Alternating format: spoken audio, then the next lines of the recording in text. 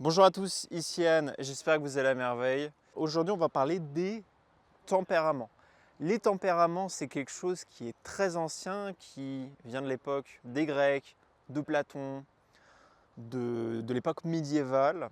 Et aujourd'hui, on va parler du tempérament le plus courant, le tempérament des gardiens. L'utilité des tempéraments, c'est que ça vous permet d'avoir une idée précise de votre type, beaucoup plus précis que si vous utilisez les fonctions cognitives, parce que le problème avec les fonctions cognitives, c'est que c'est galère. À part si vous avez un entraînement, ou si vous avez été entraîné par quelqu'un, reconnaître des fonctions cognitives, c'est compliqué. Alors que reconnaître un tempérament, et après quelque chose qu'on verra plus tard, un style d'interaction, c'est beaucoup plus facile. Donc là, sachez que les informations que je vais vous donner viennent d'un des modèles d'analyse que j'utilise pour typer quelqu'un. Le modèle vient d'un gars qui s'appelle David Keirsey qui a écrit le livre Please Understand Me. Et moi j'ai la deuxième version qui s'appelle Please Understand Me 2, traduction en français, STP, comprends-moi. Donc aujourd'hui on va parler des gardiens, aussi appelés les SJ. Qui sont les gardiens? Les gardiens sont un tempérament qui est orienté vers le passé. Si vous regardez tous les gardiens, ils ont une fonction cognitive en commun qui est dans leur cerveau qui s'appelle SI. Cette fonction SI est une fonction primaire ou secondaire chez eux. Cette fonction a des implications. Tous les gardiens sont orientés vers le passé, la sécurité, leur confort personnel, les traditions. La majorité des gardiens sont beaucoup plus croyants et religieux, que ce soit toute forme de religion, bouddhisme, islam, christianisme, judaïsme. Les gardiens sont tout simplement beaucoup plus croyants que les autres archétypes de personnalité. Les gardiens, dus à cette fonction cognitive, SI sont également très enclins à la logistique et la protection des choses, et notamment des traditions. Un exemple de gardien connu qui a su gérer à merveille sa capacité à gérer la logistique, c'est-à-dire à mettre des livres dans des boîtes, puis les mettre dans des boîtes qui roulent pour les amener dans des maisons. Cette personne s'appelle Jeff Bezos, qui est le patron d'Amazon. Cette personne est un ESTJ. Donc exemple de logistique et de comment quelqu'un qui est très bon en logistique peut faire une bonne société. J'ai un autre exemple qui est aussi lié à la protection des traditions. Vous avez l'exemple d'Henry Cavill. Henry Cavill qui a joué le personnage de Géralt de Rive. Donc pour ceux qui ne connaissent pas, j'explique rapidement. Witcher, à la base, c'est un bouquin qui a été fait sous la forme de jeux vidéo et après sous la forme de d'une série Netflix qui est franchement plutôt cool, notamment la première saison. Henry Cavill, c'est un ESTJ, il adore la série The Witcher, il a joué à tous les jeux vidéo, il a lu tous les livres. Et malheureusement, la scénariste a décidé de prendre un revers qui était complètement différent de la série des livres originales.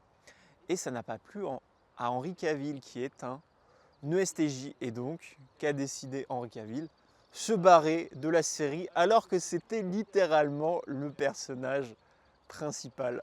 Donc les gardiens correspondent à 40% de la population. Qui sont les gardiens? En général, ce sont les personnes donc, qui travaillent dans tradition, logistique, le fait de gérer des documents, gérer des papiers. Donc ce sera les gens qui travailleront dans les administrations. Ce sera les policiers, les gendarmes, les militaires, les pompiers. Pourquoi? Parce que leur but est de protéger. Ce sera les personnes qui feront les jobs de petites mains, qui travailleront dans les usines. Vraiment, les gardiens, c'est 40% de la population. C'est le corps principal de la société. Un gardien peut faire chauffeur de taxi. En fait, tous les gardiens n'auront pas de difficulté, en général, évidemment, à faire des métiers qui seront redondants. Parce qu'en fait, la capacité à avoir un SI permet d'avoir une certaine accoutumance à la routine.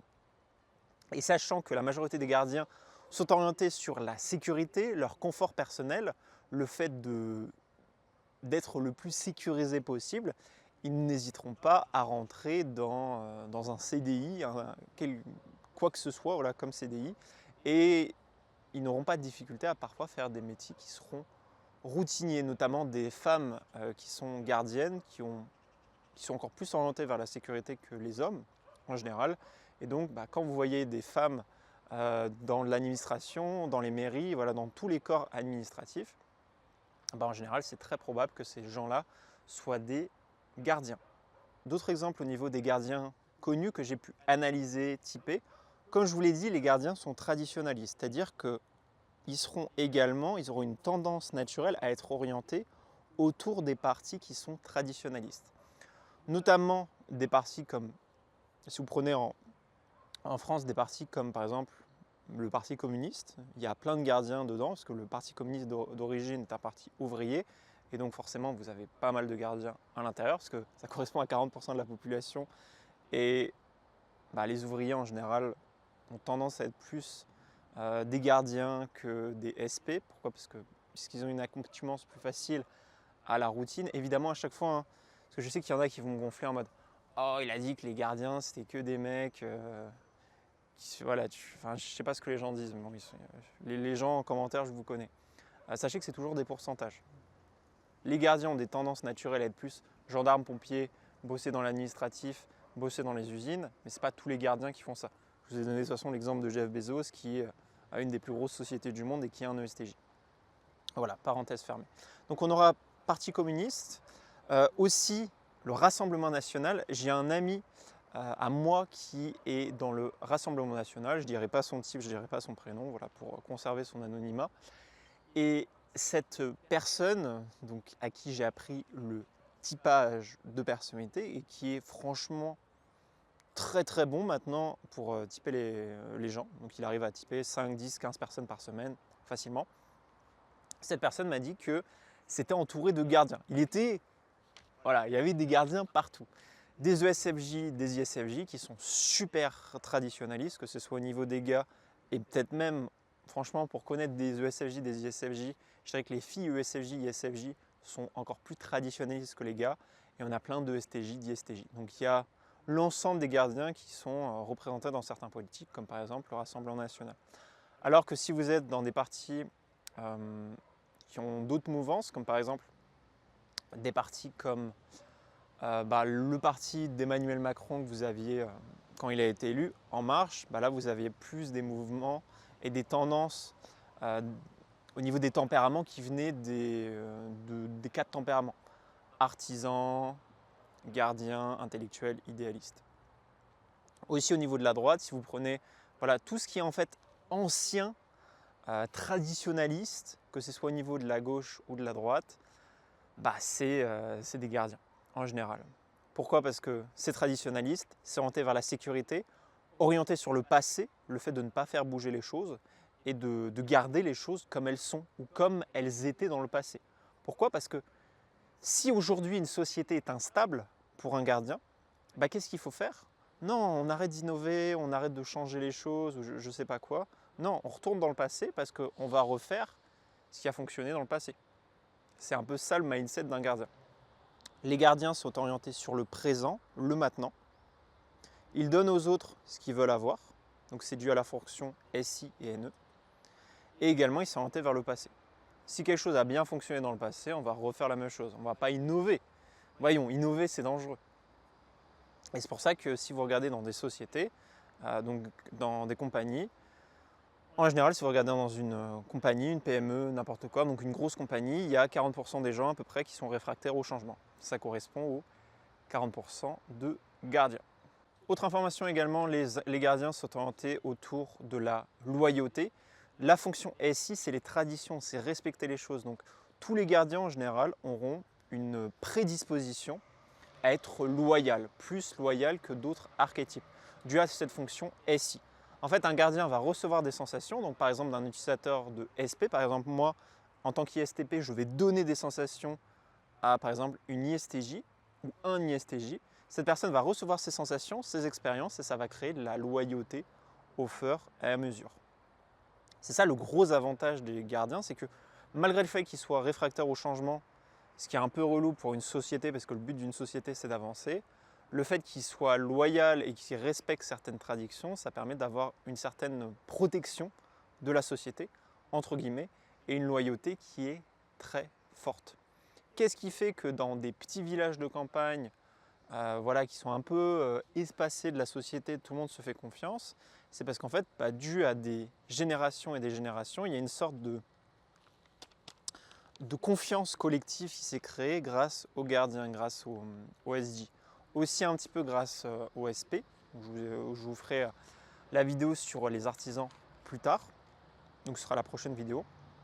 Mais sachez que c'est un peu grâce aux gardiens qu'on a une sorte de confiance collective entre les gens. Donc on va dire grâce au tempérament gardien, aussi grâce au tempérament idéaliste. En ce qui concerne les artisans et les intellectuels, on peut dire que c'est d'autres mouvances et d'autres choses qui ont été poussées.